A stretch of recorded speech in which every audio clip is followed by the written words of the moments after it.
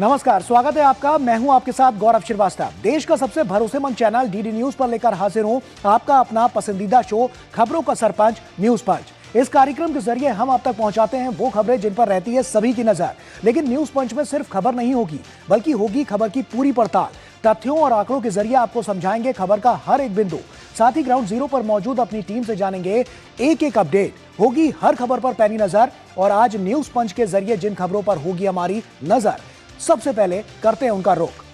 सबसे पहली खबर हमारी होगी कुर्बानी गैंग के असद का अंत। किस तरह से असद का अंत हुआ है और क्या कुछ हुआ है, किस तरह से ताबड़तोड़ एक्शन लिया गया है पुलिस के द्वारा, प्रशासन के द्वारा, और उसके बाद जिस तरह से सूर्या की जो मौत हुई उसके बाद असद का यह अंत क्या बड़ा संदेश देता हुआ नजर आ रहा है, क्योंकि जीरो टॉलरेंस की नीति जो है वो सरकार द्वारा अपनाई जा रही है। अगली खबर हमारी होगी पश्चिम बंगाल की। अभिषेक बनर्जी से बदला किस तरह से लोगों ने लिया है, क्या उनकी नीतियां रही हैं जिससे लोगों में यह गुस्सा था, और दीदी किस तरह से बौखलाई हैं, यह हम आपको बताएंगे। टीएमसी और बीजेपी आमने सामने हैं, किस तरह से राजनीतिक जो हलचल है वो तेज होती हुई नजर आ रही है। यह हमारी दूसरी अहम खबर होगी। तो चलिए शुरुआत करते हैं न्यूज पंच की, और पहली खबर से हम शुरुआत करते हैं। आपको बता दें पहली इस वक्त की अहम खबर, और उसके साथ हम आपको बता दें कि जो ये खबर है काफी महत्वपूर्ण है। दरअसल बकरीद के जो दिन गाजियाबाद के खोड़ा इलाके में एक खौफनाक वारदात ने पूरे प्रदेश को झकझोर कर रख दिया था।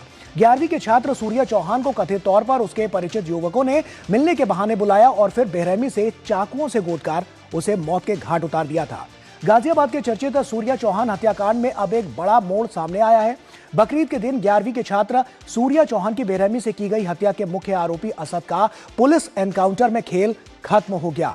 पुलिस के मुताबिक घटना के बाद से फरार चल रहे 50,000 रुपए के इनामी असद को पकड़ने के लिए जाल बिछाया गया था, लेकिन उसने पुलिस टीम पर फायरिंग कर दी। जवाबी कार्रवाई में घायल हुए असद ने अस्पताल में इलाज के दौरान दम तोड़ दिया। वहीं असद, जिस पर आरोप है कि उसने अपने साथियों के साथ मिलकर सूर्या को मिलने के बहाने बुलाया, फिर घेर कर चाकुओं से ताबड़तोड़ हमला किया और सूर्या को मौत के घाट उतार दिया। इस घटनाक्रम के बाद लगातार प्रशासन जो है वो ताबड़तोड़ एक्शन लेता हुआ नजर आया। प्रदेश सरकार में डिप्टी सीएम केशव प्रसाद मौर्य ने भी कहा था कि अपराधी कोई भी हो बख्शा नहीं जाएगा, और यही हुआ भी।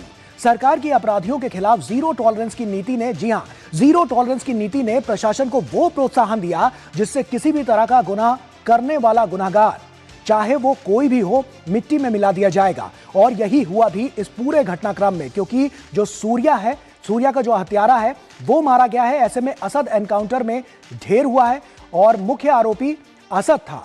50,000 रुपए का उसके ऊपर इनाम था, और लगातार जो जवाबी कार्रवाई देखने को मिली उसमें उस पर जिस तरह से एनकाउंटर हुआ उसमें असद मारा गया। तो आइए आपको कुछ और तथ्य बताते हैं। दरअसल आपको बता दें सूर्या का हत्यारा जो है वो एनकाउंटर में ढेर हुआ है।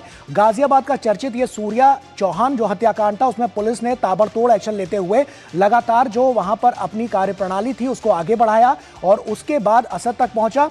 असद के पहुंचने के बाद जिस तरह से जवाबी कार्रवाई की गई और उसके बाद जो एनकाउंटर हुआ उसमें असद मारा गया है। हम आपके सामने कुछ तथ्य रखते हैं, आपको बताते हैं कि सूर्या का हत्यारा जो एनकाउंटर में ढेर हुआ है असद, किस तरह से ये पूरी कार्रवाई की गई है। दरअसल असद ने पुलिस पर फायरिंग की थी और जवाबी कार्रवाई में असद घायल हो गया। उसके बाद उसे अस्पताल ले जाया गया जहां इलाज के दौरान उसकी मौत हुई, और एनकाउंटर में पुलिस कांस्टेबल भी घायल हुआ है। ये तमाम अपडेट निकलकर सामने आई है कि इस पूरे घटनाक्रम में क्या कुछ हुआ है। तो जो हत्यारा था असद सूर्या का, वो इस एनकाउंटर में मारा गया है और एनकाउंटर में पुलिस कांस्टेबल भी इसमें घायल हुआ है। इसके अलावा भी बता दें क्या अहम तथ्य इससे जुड़े हुए हैं इस पूरे घटनाक्रम से, तो यह भी है कि 50,000 रुपए का जो इनाम था वो रखा गया था। कुछ तस्वीरें हम आपके सामने यहां पर पेश कर रहे हैं। जो मुख्य आरोपी था असद, वो हत्या के बाद से लगातार फरार था और उसके बाद पुलिस लगातार जांच करती हुई नजर आ रही थी, पड़ताल करती हुई नजर आ रही थी। कुछ गिरफ्तारियां भी की गई थी और उन्हीं गिरफ्तारियों के आधार पर ही असद तक वो पहुंचे पुलिसकर्मी, और उसके बाद जो प्रशासन है उसने ताबड़तोड़ एक्शन लेते हुए साफ तौर पर जो एनकाउंटर किया और उसमें असद जो है वो घायल हुआ। घायल होने के बाद उसे अस्पताल तक पहुंचाया गया, लेकिन तब तक उसकी मौत वहां पर हो चुकी थी। तो ऐसे में ये तस्वीर हम आपको दिखा रहे हैं, ये वो असद है जिसने चाकू से चाकू घोंप कर बकरीद के दिन सूर्या को घायल किया था, और उसके बाद जब वो वहां पर पहुंचा अस्पताल तक, सूर्या को ले जाया गया तो वहां पर इलाज के दौरान उसकी मौत हो गई। तो ऐसे में बकरीद के दिन का ये जो घटनाक्रम था वो हम आपको बता रहे हैं कि किस तरह से असद ने पहले किस तरह से साजिश रची, उसके बाद सूर्या को बुलाया 4-5 लोग और वहां पर मौजूद थे जिन्होंने घेराबंदी कर चाकुओं से घूंटकर उसकी हत्या कर दी। और ऐसे में जो हत्यारा है सूर्या, उसकी तस्वीर हम आपको दिखा रहे हैं, आप इन तस्वीरों को देखिए। यही है वो जो असद है, वो है जिसने सूर्या को मारा था। और उसके बाद पुलिस ने लगातार जो ताबड़तोड़ एक्शन लिया, उसके बाद 50,000 रुपए का जो इसके ऊपर इनाम रखा गया था, एनकाउंटर में इस असद की मौत हो चुकी है। उसको एनकाउंटर किया गया और मौत के घाट उतारा गया पुलिस के द्वारा, क्योंकि उसने पहले पुलिस पर फायरिंग की थी और फायरिंग के बाद जो जवाबी कार्रवाई हुई उसमें पुलिस ने इसका एनकाउंटर कर दिया। ये असद की तस्वीर है जो हम आपको दिखा रहे हैं। और इसके अलावा भी इस पूरे प्रदेश में जिस तरह की स्थितियां नजर आ रही थी, तो वो साफ तौर पर नजर आ रही थी। और इसीलिए डिप्टी सीएम केशव प्रसाद मौर्य ने भी कहा था कि कोई भी हो बख्शा नहीं जाएगा। जीरो टॉलरेंस की नीति लगातार अपनाई जा रही है। सीसीटीवी का वीडियो जो सामने आया, उसकी तस्वीरें भी हम आपके सामने पेश कर रहे हैं। आप देखिए किस तरह से जो सीसीटीवी की तस्वीरें हैं वो भी निकलकर सामने आई कि कैसे उसको घेर कर वहां पर जो सूर्या है उसको यहां पर मौत के घाट उतारा गया था, चाकू घोंपकर उसे मारा गया था। और उसके बाद फिर जब वो उसको अस्पताल ले जाएगा तब तक वो उसकी वहां पर मौत हो चुकी थी। तो ऐसे में साफ तौर पर देखा गया है कि पुलिस की कार्यप्रणाली जो है वो लगातार तेज गति से आगे बढ़ती हुई नजर आई है। और सब कुछ ये इतना बहुत तेज मूवमेंट के साथ हुआ है कि लगातार जो पुलिस की जो कार्यशैली थी वो लगातार बढ़ती हुई नजर आई, क्योंकि लगातार सरकार का जो इसमें नेतृत्व रहा है वो प्रशासन को काफी मददगार साबित हुआ है। और इसीलिए ये सब कुछ कहा जा सकता है कि लगातार जो जीरो टॉलरेंस की नीति है, चाहे गुनाह किसी का भी हो, गुनहगार कोई भी हो, उसे बख्शा नहीं जाएगा। और यही चीज डिप्टी सीएम केशव प्रसाद मौर्य भी कह रहे थे। और उन्होंने भी कहा था कि कोई भी हो उसको वहां पर जो मौत के घाट है वो उतारा जाएगा। तो साफ तौर पर देखें तो 50,000 रुपए का जो इनाम था वो यहां रखा गया था। और बकरीद के दिन सूर्या चौहान की मौत हुई थी और ये जो वारदात पूरी हुई थी वो सीसीटीवी में भी कैद हो गई थी। 11वीं के छात्र सूर्या की चाकू मारकर हत्या की गई थी। सीसीटीवी वीडियो भी सामने आया था। चाकू से हमला करते दिखाई दिए थे युवक, और जिसकी तस्वीर भी हम आपके सामने पेश कर रहे हैं, जो आप देख सकते हैं। ये उस समय की तस्वीर है जब वहां पर चाकू घोंपकर उसकी हत्या करने की कोशिश जो थी वो की गई थी। इसके अलावा बकरीद पर मिलने के बहाने उसे बुलाया गया था, सूर्या को बुलाया था असद ने, और उसके साथ जो और लोग थे उन्होंने। उसके बाद गिरफ्तारियां लगातार होती हुई नजर आई। असद ने बोला था कि बकरा हलाल होते हुए देखा है, ये पूछा था असद ने सूर्या से। और ये अपने आप में बहुत बड़ा सवाल था, क्योंकि साफ तौर पर जब असद ने यहां पर बोला कि आओ आज तुम्हें दिखाते हैं कि किस तरह से बकरा हलाल किया जाता है, और उसके बाद जब उसने बोला सूर्या ने कि नहीं मैंने नहीं देखा है, तब उसके बाद चाकू उसके घोंपा गया था। और साथियों के साथ मिलकर ये हत्या की जो साजिश थी उसको रचा गया था। जान बचाने के लिए लगभग 200 मीटर तक सूर्या जो है वो भागा था, फिर घेर कर ताबड़तोड़ वार किए गए थे। और ये तस्वीर उसी दौरान की है। पीछा कर दोबारा कई बार उसके ऊपर वार किए गए। इलाज के दौरान सूर्या ने दम तोड़ दिया था और हत्या के बाद मुख्य आरोपी असद जो है वो फरार था। तो उसके बाद 50,000 रुपए का उसके ऊपर इनाम रखा गया था, और यही इनाम था जिसके बाद लगातार जो पुलिस है वो ताबड़तोड़ एक्शन लेती हुई नजर आ रही थी। और उसी के बाद जो जवाबी कार्रवाई, जवाबी फायरिंग की पुलिस ने, जब असद ने गोलियां चलानी शुरू की, तब उसके बाद जो हमला हुआ उसमें वो मौत के घाट उतार दिया गया। और पुलिस ने किस तरह से क्या कुछ अभी तक जो कार्यप्रणाली रही है और इस पर क्या कुछ कहा है, धवल जायसवाल जो कि डीसीपी हैं, उन्होंने क्या कुछ कहा है, आइए आपको वो सुनवाते हैं। थाना खोड़ा क्षेत्र के अंतर्गत असद नामक एक लड़के ने वहां पर सूर्या चौहान को चाकू मार दिया था, और इलाज के दौरान सूर्या चौहान की डेथ हो गई थी। आज पुलिस को ये सूचना प्राप्त हुई थी कि असद अपने कुछ साथियों से मिलने जा रहा है। उसी समय जब असद अपने एक साथी के साथ बाइक से आता हुआ दिखाई देता है, तो पुलिस टीम उसे रोकने का प्रयास करती है और उसे चेतावनी देती है, लेकिन असद के द्वारा पुलिस टीम पर फायरिंग की जाती है। प्रत्युत्तर में, प्रतिरक्षा में पुलिस टीम के द्वारा भी जवाबी फायरिंग की जाती है, जिसमें असद को गोली लगती है। तत्काल असद को चिकित्सा हेतु, इलाज हेतु नज़दीकी हॉस्पिटल भेजा जाता है। इस पूरे एक्सचेंज ऑफ फायर में हमारा एक कांस्टेबल है थाना खोड़ा का, वो भी घायल होता है। और पड़ोसी का क्या कुछ कहना है इसको लेकर, आइए वो भी आपको सुनवाते हैं। आगे की जो मांगे हैं वो पूरी की जाए, और जो 6 जने हैं उनके भी एनकाउंटर किया जाए, तभी तो पता चलेगा कि हाँ भी पूरे हिरासत में लिए गए हैं। नहीं तो एक आध का तो ऐसा है कि भैया वो छूट गए हैं, उनका हौसला और बुलंद होगा। बिल्डोजर की मांग, उनका घर गिरफ्त किया जाए और संपत्ति उनकी जब्त की जाए जो भी है। तो सुना आपने किस तरह से ये पूरा हत्याकांड हुआ, और उसके बाद जो घटनाक्रम आगे बढ़ता रहा, पुलिस ने किस तरह से ताबड़तोड़ एक्शन लिया और कैसे असद को मौत के घाट उतारा। ग्राउंड जीरो पर दिव्यांशु मल्होत्रा हमारे सहयोगी क्या कुछ कह रहे हैं, आइए उन्हीं का रुख करते हैं और उनसे जानते हैं कि क्या कुछ हुआ है। दिव्यांशु, साफ तौर पर देखें तो बड़ी पहल यहां पर देखने को मिली प्रशासन के द्वारा। ऐसे में क्या ताबड़तोड़ एक्शन लिए गए और कैसे असद तक पहुंचे, और उसके बाद जो एनकाउंटर हुआ, ये पूरी प्रक्रिया मैं चाहूंगा कि आप जरा दर्शकों को समझाएं कि किस तरह से हुआ है और किस तरह से सरकार की जो जीरो टॉलरेंस की नीति है गुनाहगारों के खिलाफ, वो किस तरह से काम करती हुई नजर आ रही है। दिव्यांशु।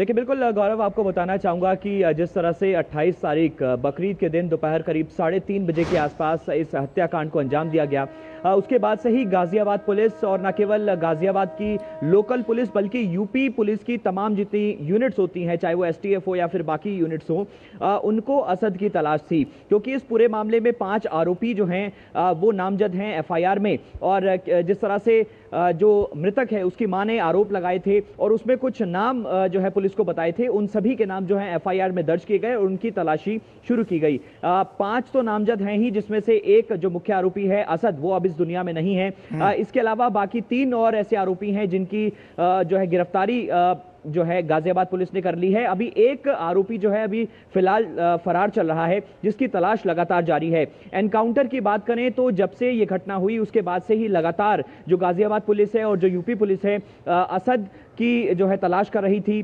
उसके लोकेशन जो है ट्रैक करने के लिए उसके मोबाइल फोन की लोकेशन निकालने की कोशिश की जा रही थी। इसके अलावा उसके जो सोशल मीडिया अकाउंट्स हैं उनकी लोकेशन जो है निकालने की कोशिश की जा रही थी।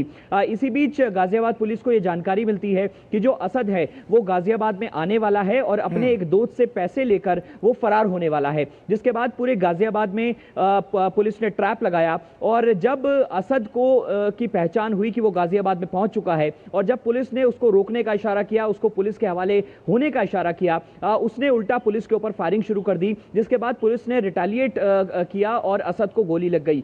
जिसके बाद उसको अस्पताल में भर्ती कराया गया और डॉक्टर्स ने उसको मृत घोषित कर दिया। अभी फिलहाल एक और जो कांस्टेबल हैं वो घायल हैं। इस पूरे एनकाउंटर के दौरान उनको गोली लगी है, जिनका अस्पताल में इलाज चल रहा है। तो ये जानकारी पुलिस की तरफ से मीडिया को दी गई है। इसके अलावा जो एक आरोपी असद के साथ मौजूद था, जो कि गाजियाबाद में पहुंचा था, वो भी फिलहाल फरार है। उसकी तलाश जो है पुलिस फिलहाल कर रही है। इस पूरे मामले में जो परिवार है उसका साफ तौर पर कहना है कि असद का तो एनकाउंटर किया ही गया है, बल्कि उसके जो और आरोपी हैं जो इस पूरे हत्याकांड में शामिल थे, जिनके ऊपर एलिगेशंस लगे हैं, उनके ऊपर भी सख्त से सख्त कार्रवाई हो, यह फिलहाल परिवार का कहना है। और तीसरी इंपॉर्टेंट बात जो आपने कही कि सरकार की सख्त पॉलिसी है कि अगर आप यूपी में किसी प्रकार का क्राइम करते हैं तो आपके खिलाफ सख्त एक्शन लिया जाएगा, और ये एनकाउंटर जो है उसी का एक नमूना है। जी बिल्कुल देवांशु, साफ तौर पर क्योंकि सरकार की जो जीरो टॉलरेंस की नीति है वो लगातार देखने को मिल रही है, इसीलिए बहुत बड़ा जो मनोबल है वो बढ़ता हुआ नजर आता है पुलिस प्रशासन का, और इसीलिए ये सब कुछ हो रहा है कि गुनाह कैसा भी हो, जो गुनहगार है वो बख्शा नहीं जाएगा। बहुत बहुत शुक्रिया देवांशु, तमाम जानकारियां हमसे साझा करने के लिए बहुत बहुत शुक्रिया आपका। और वक्त यहां पर एक छोटे से ब्रेक का हो गया। ब्रेक के उस पार जब लौटेंगे तो पश्चिम बंगाल में क्या कुछ चल रहा है, राजनीतिक हलचल क्या कुछ कह रही है और क्यों वहां पर अभिषेक बनर्जी को मार पड़ी है लोगों द्वारा, क्या हालात हैं, किस तरह की अभी हाल उनके नजर आ रहे हैं, ये सब कुछ आपको बताएंगे एक छोटे से ब्रेक के बाद।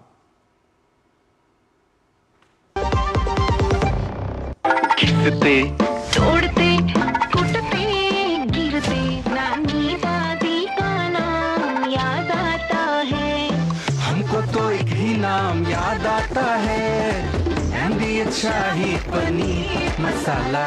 पनीर को क्या मस्त बना डाला, इंडियस का असली शाही पनीर मसाला, वो असली मसाले सच सच इंडियन। जब धरती चीर कर निकलता है लोहे का पत्थर और मिलता है मोंगिया के जोश से, फिर तपता है, पिघलता है और बनता है फौलाद।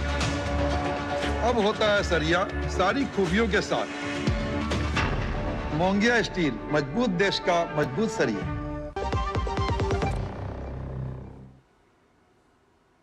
ब्रेक के बाद एक बार फिर से आप सभी का स्वागत है। बात करेंगे पश्चिम बंगाल की। जी हां, पश्चिम बंगाल की राजनीति में उस वक्त बड़ा सियासी तूफान खड़ा हो गया जब टीएमसी के राष्ट्रीय महासचिव अभिषेक बनर्जी पर नाराज लोगों ने हमला कर उनकी पिटाई कर दी। घटना के बाद टीएमसी ने इसे सुनियोजित हमला बताते हुए विपक्ष पर निशाना साधा, जबकि भाजपा ने पूरे मामले को अलग नजरिए से पेश करते हुए कहा कि राज्य में टीएमसी के खिलाफ जनता का गुस्सा लगातार बढ़ रहा है। और इस बीच मामले ने नया मोड़ तब ले लिया जब कोलकाता के बेल व्यू अस्पताल ने अपनी मेडिकल रिपोर्ट में स्पष्ट किया कि अभिषेक बनर्जी को कोई गंभीर शारीरिक चोट नहीं लगी है।